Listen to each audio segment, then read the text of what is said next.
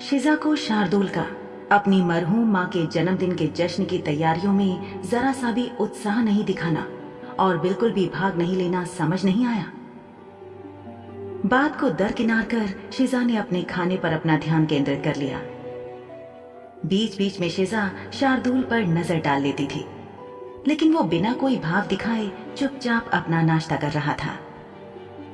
इस घर में मौजूद शुद्ध खून वाले किसी भी पिशाच को समझ पाना उसके बस की बात नहीं थी। शिजा का तो कभी किसी छोटे मोटे पिशाच से भी कभी पाला नहीं पड़ा था। शिजा को एक बात बहुत अजीब लगी। जिंदा लोगों का जन्मदिन जिंदा दिली के साथ मनाया जाता था, ये उसने अक्सर सुना था, लेकिन जो लोग दुनिया से जा चुके थे उनके साल कैसे गिने जा सकते थे? उनका जन्मदिन मनाने का क्या औचित्य था? पता नहीं ये पिशाच शार्दुल की मरहूम माँ का जन्मदिन मनाने के पीछे क्यों पड़े थे।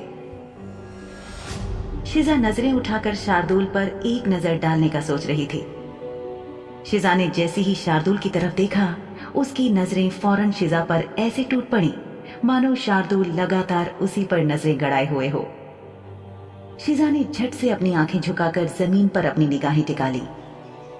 ये इतना जल्दी हुआ कि शिजा को लगा जैसे शार्दुल के सिर के चारों तरफ अदृश्य आंखें हों। वो शिजा की हर हरकत को फौरन पकड़ लेता था। तभी शार्दुल की सौतेली मां मलका जान ने अपनी आवाज में मिश्री घोलकर पूछा, शार्दुल, क्या आप इस जश्न की तैयारी में भाग नहीं लेने वाले हो? आवाज की ये मिठास इतनी ज्यादा बनावटी थी कि शिजा को समझ आ गया कि शार्दुल की सौतेली मां और बहन के साथ ज्यादा क्यों नहीं बनती। ये दोनों जरूरत से ज्यादा मीठा बोलती थी, इतना मीठा कि नकलीपन छुप नहीं पाता था। हालांकि शिजा अपने साथ उनके बुरे रवैये को नहीं भूली थी, लेकिन फिर उसने ये भी सुना था कि हर पिशाच इसी तरह का व्यवहार करता है। ऊंचे रुतबे और अमीरी में जीने वाले पिशाच आम लोगों को निम्न स्तर का ही समझते थे और ये बात कोई रहस्य नहीं थी। मैं उनके कब्र पर कुछ फूल चढ़ाने जाऊंगा।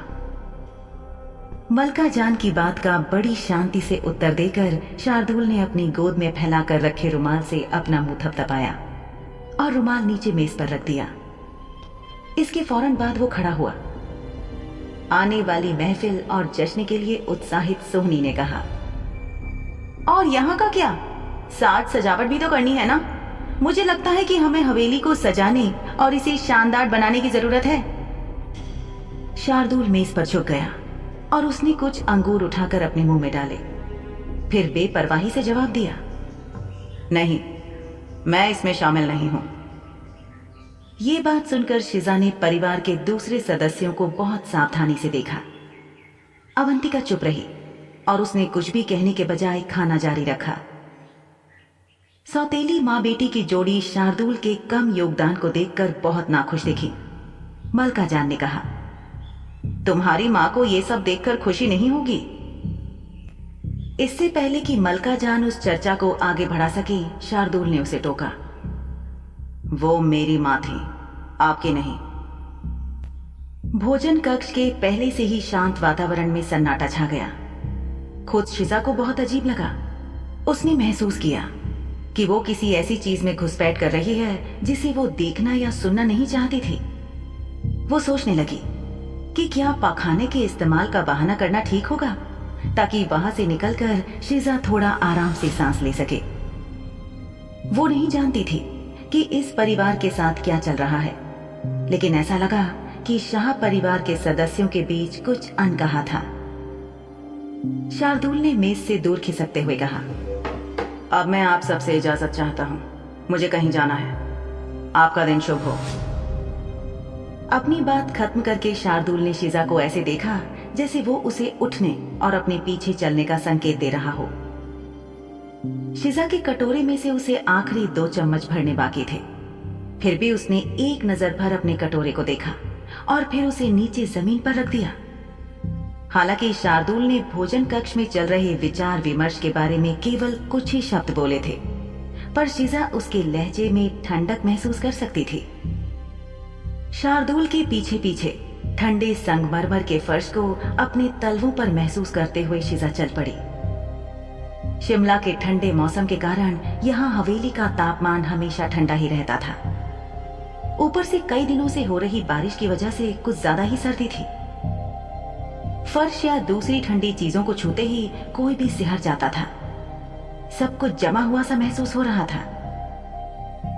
शिजा नहीं जानती थी कि वो कहां जा रहे थे। वो चुपचाप शार्दुल के पीछे चलती रही। एक नौकरानी जो दरवाजे पर थी वो जल्दी से शार्दुल का ओवरकोट लेने गई, लेकिन इससे पहले कि इंसानी नौकरानी उसे पहनने में शार्दुल की मदद कर पाती, शार्दुल ने उसे रोकने के लिए अपना हाथ उठाया। इसे दे दो। शार्दुल ने नौकरानी को आदेश दिया कि वो उसका ओवरकोट शिजा को दे दे। नौकरानी ने शार्दुल को दोबारा कहने का मौका नहीं दिया। उसने फटाफट ओवरकोट को सचमुच उसे शिजा के हाथों में धकेल दिया और सिर झुकाकर खड़ी हो गई। शार्दुल ने हाथ के इशारे से नौकरानी को जाने का आदेश दिया। वो फौरन चली गई। शार्दुल ने शिजा के उसे ओवरकोट पहनाने का इंतजार किया। शार्दुल के मूड को देखकर शिजा ने अपने बड़बोले मुंह का इस्तेमाल नहीं किया और चुपचाप शार्दुल को ओवरकोट पहनने में मदद की। शार्दुल अपना ओवरकोट पहनकर हवेली के नक्काशीदार लकड़ी के दरवाजे से बाहर निकल गया और बग्घी के आने का इंतजार करने लगा। शिजा उससे थोड़ी दूर खड़ी हो गई। शार्दुल ने तिरछी नजरों से उसे देखा और बोला, इतना दूर क्यों खड़ी हो? शिजा को अब यकीन हो गया था कि शार्दुल का मूड खराब है। वो सोचने लगी कि क्या उसकी मरहूम मां के जन्मदिन की तैयारी ही वो वजह थी जिससे उसका मूड इतना खराब हो गया था। वो सुबह ठीक दिख रहा था, लेकिन जब से वे भोजन कक्ष में आए थे, शार्दुल का मूड शिजा को प्रताड़ित करने और परेशान करने के बजाय इस तरह बदलकर अजीब सा हो गया था। शिजा ने एक कदम शार्दुल की तरफ बढ़ा लिया, जिसे मुश्किल से एक कदम माना जा सकता था। दूरी अभी भी ज्यादा थी और उनके बीच कम से कम 4 कदम का फासला था।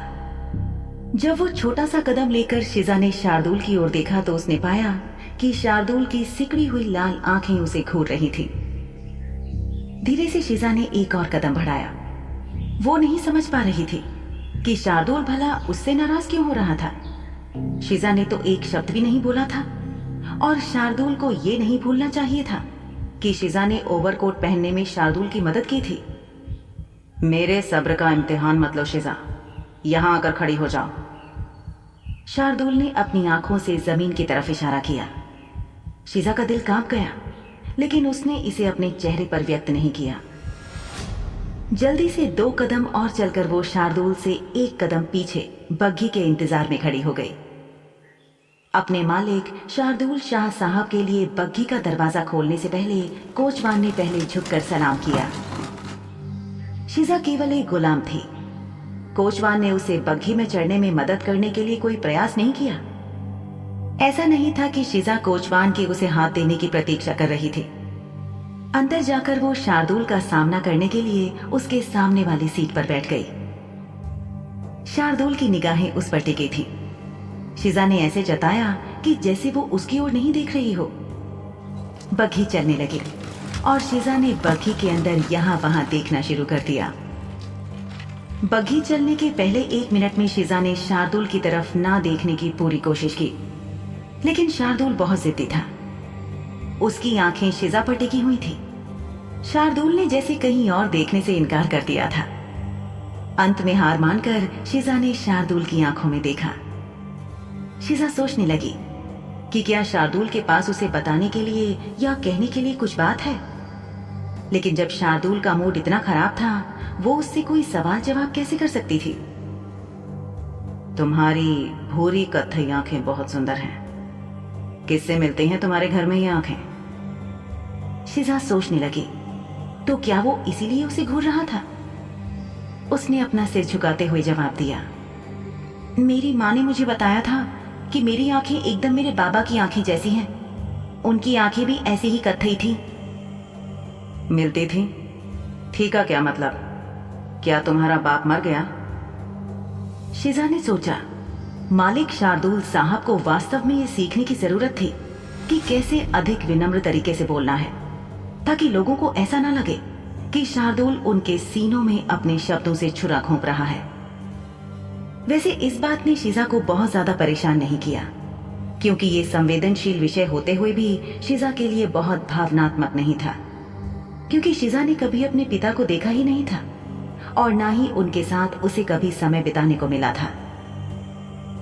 दरअसल उसके पास अपने बाबा की कोई यादें ही नहीं थी, क्योंकि जब शीजा बहुत छोटी थी तभी उसके बाबा घर छोड़कर कहीं चले गए थे और कभी वापस नहीं लौटे थे। उसने शार्दुल की बात का जवाब दिया, नहीं, उनका निधन नहीं हुआ है। अच्छा, तो फिर क्या हुआ, बताओ मुझे, क्या वो कहीं भाग गया?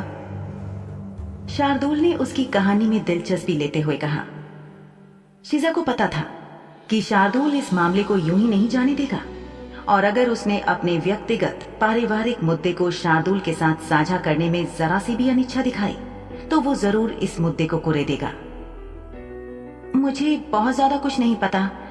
एक दिन वो सुबह काम के लिए निकले थे, लेकिन उस दिन के बाद वो कभी वापस नहीं लौटे।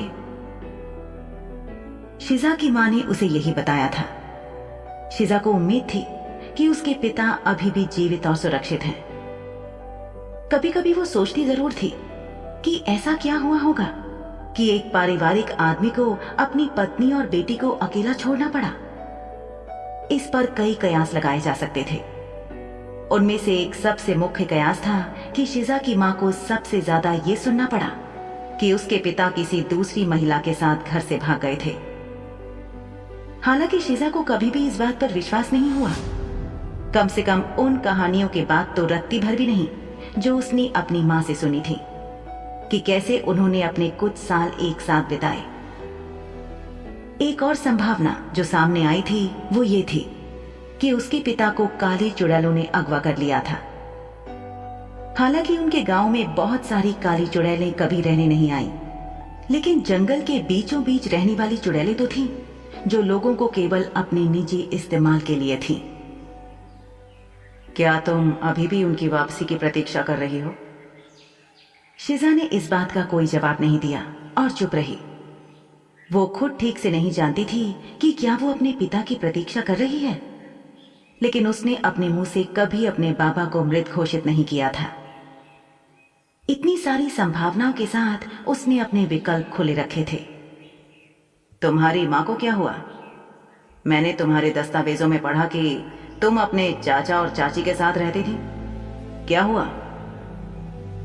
शीजा के खूबसूरत मासूम चेहरे पर इस सवाल को सुनकर उदासी की लहर छा गई। वो कुछ महीनों पहले गुजर गईं। क्योंकि मेरा कोई और परिवार नहीं है, इसलिए मेरे चाचा चाची ने मेरी देखभाल के लिए मेरे साथ रहने का फैसला किया। तुम्हें ऐसा नहीं लगता कि ये फैसला कुछ ज्यादा ही अच्छा निकला? आप ऐसा इसलिए कह रहे हैं ना क्योंकि मैं गुलाम खाने पहुंचा दी गई? शीजा ने सवाल पूछ तो लिया, लेकिन उसे सीधे जवाब की उम्मीद कम ही थी। उसकी उम्मीद को तोड़ते हुए शार्दुल ने सहमति में अपना सिर हिलाया और विषय से जुड़ी हुई बात करते हुए कहा, बिल्कुल। कौन से रिश्तेदार अपनी भतीजी को थोड़े से पैसे के लिए बेचते हैं? बेहद घृणित जीव। इंसान ही ऐसा कर सकते हैं। शीजा की भौहें फड़क गई और उसने अब उत्सुकता से शार्दुल की ओर देखा। क्या आपने मेरे चाचा चाची से इस बारे में कभी कोई बातचीत की है? अपनी बात कहकर शीजा शार्दुल के जवाब के इंतजार में आगे झुक गई। ये कुछ ऐसा था जो उसके दिमाग में तब से चल रहा था जब उसे अगवा करके गुलाम खाने में रखा गया था। वो जानना चाहती थी कि क्या उसके अपने चाचा चाची ही वो लोग हैं जो उसकी वर्तमान हालत के लिए जिम्मेदार थे। शार्दुल के शब्दों से ये जानना मुश्किल था कि वो शीजा के चाचा चाची का अपमान कर रहा था या कहीं उसके दिल में उनके प्रति कोई ईर्ष्या थी। लेकिन शार्दुल को ऐसे व्यर्थ मामलों से कभी जलन नहीं हुई। वो व्यक्ति अपने आप को एक सर्वोच्च व्यक्ति मानता था जिसका बहुत उच्च महत्व था। क्या उन्होंने मुझे गुलाम खाने में डाल दिया था? शार्दुल ने शीजा की बात का जवाब देने के लिए समय लिया। सेकंड बीतने लगे। फिर शार्दुल ने शीजा को जवाब देने के बजाय उससे वो पूछा जिसका शायद वो इंतजार कर रही थी। तुम्हें क्या लगता है? यही कि उन्होंने ऐसा किया। उन्होंने ही ऐसा किया। शार्दुल ने शिजा की बात की पुष्टि की। मुझे कहना तो नहीं चाहिए, लेकिन उन्होंने तुम्हें बहुत सस्ते में बेचा, या फिर वो उस दलाल द्वारा ठगे गए जिसने तुम्हें गुलाम खाने पहुंचाया था। मेरा मतलब है कि सिर्फ 70 चांदी के सिक्के होते ही क्या हैं। और यहां देखो, मैंने तुम्हारे लिए 5000 सोने के सिक्कों का भुगतान किया। 5000 नहीं, 3000 मालिक। शिजा ने फौरन शार्दुल को टोका और उसकी भूल सुधारी। शार्दुल के होठों पर एक मुस्कुराहट तैर गई। कौन कह सकता था कि ये आदमी सोने के सिक्कों की भी सौदेबाजी कर सकता था, और यहाँ बात 10 या 12 सिक्कों की नहीं, बल्कि पूरे 2000 सोने के सिक्कों की हो रही थी, जिनका भुगतान शार्दुल ने नहीं किया था। ये बात नीलामी के दौरान ही पता चल चुकी थी। शिजा ने सोचा कि शार्दुल के पास बहुत सारा पैसा था, पर वो उसे अच्छी तरह से बचाना चाहता था। शिजा के दिमाग में शार्दुल के साथ चल रही आंखों में देखने और ना देखने की प्रतियोगिता के बीच बहुत कुछ चल रहा था। आंखों का संपर्क तोड़कर वो खिड़की के बाहर देखने के लिए मुड़ गई। हरे रंग की श्रृंखला में एक के बाद एक पेड़ गुजर रहे थे। शार्दुल ने जो कहा था, उसके बाद शिजा ने महसूस किया कि उसका दिल डूब सा गया है। उसके रिश्तेदारों ने वास्तव में उसे चांदी के चंद सिक्कों के लिए बेच दिया था। ये सोच सोचकर उसे रोना आ रहा था। मालिक शार्दुल शाह साहब के लिए चांदी के सिक्के शायद कुछ भी नहीं थे, लेकिन एक ऐसा परिवार और व्यक्ति जो निचले तबके से ताल्लुक रखता था, वो भली भांति जानता था कि ये खरा चांदी का सिक्का कमाना कितना कठिन काम था। शिजा खुद भी समझ सकती थी, क्योंकि उसने भी गरीबी को नजदीक से देखा था और जिया था। उसकी माँ और शिजा ने भी तंगी का माहौल देखा था, और उनके पास भी अक्सर पैसा बचाने का कोई रास्ता नहीं होता था।